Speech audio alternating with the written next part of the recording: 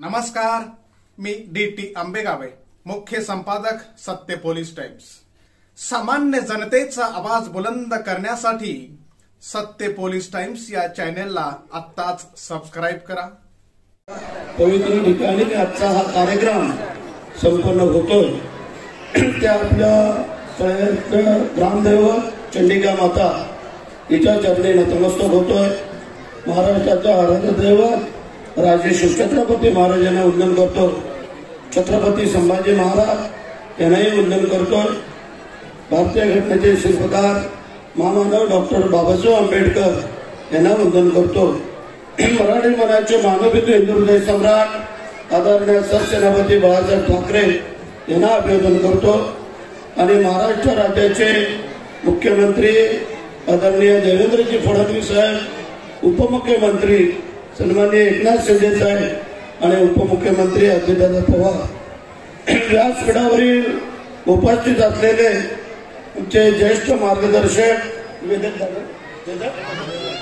आदरणीय वेदक साहेब, डॉक्टर वेदक साहेब, त्याचप्रमाणे आता ज्याने आपलं मनोगत व्यक्त केलं ते रविशेठ मुंडे, आमचे संपर्क प्रमुख अरुणजी चाळके, जिल्हा प्रमुख प्रमोद शेठ भुसाळकर, युवा सेना जिल्हा प्रमुख विपुल उभारे, त्याचप्रमाणे आमचे उपजिल्हा प्रमुख रमेश मोरे, त्याचप्रमाणे तालुका प्रमुख आमचे मानकर वकील आणि आमचा ठसा आमच्या मुंडेताई आणि या साईडला उपजातले आमचे सर्व मान्यवर, आमचा ढाल आणि आमचे खरे शिल्पकार असतील तर याला जो निधी खेचून आणण्यासाठी हे आमचे 4-5 जे काय पदाधिकारी कार्यकर्ते आहेत, त्यामध्ये खातो असाल, वडके असाल, नवीद असाल, माझ्या उपस्थित असलेल्या सर्व लाडक्या बहिणी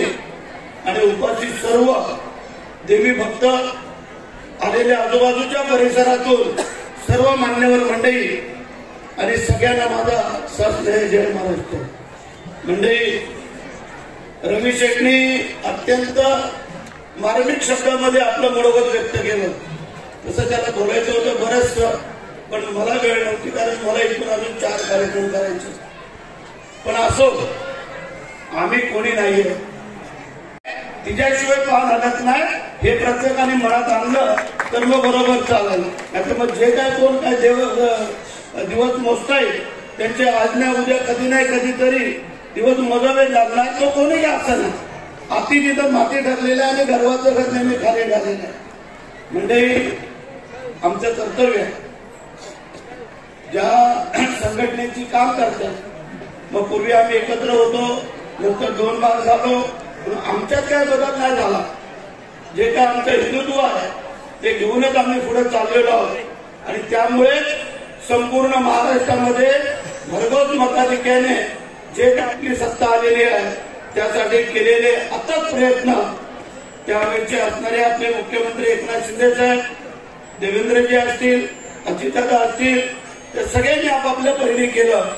परंतु आज जे काही या धर्मशाळेला जो काही निधी आपण 60 लाख रुपये आणला तो या देवीच्या कृपा आशीर्वादाने आणि शिंदे साहेबांना आम्ही पत्र दिलं आणि त्यांनी आम्हाला 60 लाख रुपये दिले। तळेवाल्यांचं कधीच पोट भरत नाही, कारण छोटा तालुका आहे ना, तर त्यांना जेवायला जास्त लागतं। इथं सुसज्ज असं झालेलं असं असं मला वाटतंय, कारण आता तिच्याच कृपा आशीर्वादाने आणि तुमच्या सगळ्यांच्या सहकार्यातून एक सामान्य शेतकऱ्याचा मुलगा आज मंत्री म्हणून आपल्या समोर आहे। बऱ्याचशा लोकांच्या पोटात दुखलं की भरत शेठ निवडून येता कामा नये, भरत शेठ मंत्री होता कामा नये आणि पुढे भरत शेठ होणारा पालकमंत्री होता कामा नये, हे बऱ्याचशा लोकांच्या पोटात दुखतंय। पण देवीच्या साक्षीने सांगतो, देवी त्यांचं पोटदुखीचा वावा दिल्याशिवाय राहणार नाही, हा माझा शब्द आहे तुम्हा लोकांना। कारण काय आहे, आम्ही गरिबांचे शेठ आहोत, श्रीमंतांचे नाही आहे। काय सांगितलंय, माणसाचं घर मोठं असण्यापेक्षा माणसाचं घर मोठं असण्यापेक्षा माणसाचं मन मोठं असावं लागतं। नाहीतर घर मोठं आणि मन खोटं काय उपयोग आहे। श्रीमंताच्या घरी गेलो आपण तर लगेच गाडी, घोडा, बंगला, बाथरूम किचन सगळं दाखवून बसतात आणि जेव्हा निघायच्या कामाला अरे थांब थांब चहा ठेवायची राहिली अर्धा तास जेव्हा घरदार दाखवलं तेव्हा काही बायको झोपली होती का तुझी तेव्हा नाही तिला समजलं. पण तुम्ही गरीबाच्या घरी जा लगेच ती माय माऊली आमची बसायला देणार तांब्यावर पाणी देणार आणि लगेच चहा ठेवणार. आमच्याकडे पद्धत आहे जर रात्री उशिरा करून पाहुणा आला तर त्याला सांगतील की आता जेव्हा झोपा आणि सकाळी जा. सकाळी लवकर गेलो आपण तर सांगतील आता लवकर आला तर पहिली नेहरी करा आणि मग तुमचं काय करणार. म्हणून जर कोणाला शेड बनायचं असेल तर गरीबाचे बना श्रीमंतांचे बनवू नका. कारण गरीब जो आशीर्वाद देतो तो अंतःकरणापासून देतो आणि मनापासून देतो. म्हणजे काही माणसाच्या हातून चुका होतात त्या सुधारायच्या असतात पण माणूस किती वेळा चुकायचं हे पण ठरलेलं आहे. माणूस एकदा चुकल दोनदा चुकल तीनदा चुकल सारखाच आज हा नको उद्या तो नको परवा तो नको आणखीन नको असं होत नाही आहे. शेवटी ती बसलेली आहे ती पाहिजे. जर भरत शेठ खऱ्या मनाचा असेल तर भरत शेठला आणखीन मोठं पुढे जाऊन दे. पण भरत शेठ खोटा असेल तर ती मागे आम्हाला घेईल. म्हणजे बरेचशा लोकांनी देव पाण्यात म्हणून ठेवले होते की भरत शेठ चौथ्यांदा आमदार होता कामा नये. काही लोकांची मक्तेदारी होती पण ती माझ्या मतदारसंघातील माझे मतदार बांधव आणि हे बसलेले माझे सर्व पदाधिकारी जरी तळा हा विधानसभा वेगळा असला तरी त्या तळ्यातल्या पण माझ्या काही कार्यकर्त्यांनी कळत न कळत त्यांचे नातेवाईक असतील त्यांचे सोयरे असतील त्यांचे पाहुणे असतील त्यांचे मित्रमंडळी असतील या सगळ्यांना सांगितलं की जर तुम्हाला तुमची काही जर कामं करायची असतील तर भरत शेठला तुम्ही पुन्हा एकदा निवडून द्या. आणि यावेळेला भरत शेठला निवडून दिला तर भरत शेठ मंत्री झाल्याशिवाय राहणार नाही. आणि म्हणून करता त्या चंडिका मातेने ऐकलं तुमचं सगळ्या भक्तांचं. म्हणजे काय हवंय आपल्याला. आता काल जिजाऊ महासाहेबांचा जन्मदिवस होता. कित्येक लोकांना त्याची माहिती पण नसेल पण आम्ही नेहमी सांगत आलेलो आहे तर जिजाऊ महासाहेबांचा जन्म झाला नसता तर आकाशा एवढा सुपुत्र तिने शिवाजी महाराज आपल्याला दिला नसता. म्हणून आम्ही नेहमी सांगत आलेलो आहे की जोपर्यंत चंद्र आणि सूर्य आहे तोपर्यंत आणि जिजाऊ महासाहेब असतील छत्रपती शिवाजी महाराज असतील छत्रपती संभाजी महाराज असतील त्यांचं नाव कोण पुसू शकत नाही आहे. तेच तर काय लोकांना खटकतंय. किती लोक आलेत काल जिजाऊ महासाहेबांच्या कार्यक्रमाला विचारा जरा तुमच्या नेत्यांना सगळ्यांना काल होतात कुठं तुम्ही ते तरी विचारा. त्याचं कारण आहे आम्ही नेहमी सांगतो एकच किस्सा सांगतो. मला वाटतं काल कोकरे महाराजांचं कीर्तन झालं का पण हे संत मंडळी काय सांगतात जन्माला येऊन एकदा तरी पंढरपूरला आणि आळंदीला जा. आणि ती म्हण की जन्माला येऊन एकदा तरी. काही लोक दरवर्षी वारी करतात काही 6 महिन्याची वारी असते पण त्यांचं म्हणणं आहे की तुम्ही दरवर्षी येऊ नका पण जन्माला येऊन एकदा या. आता लोक शिर्डीची वारी करायला लागले.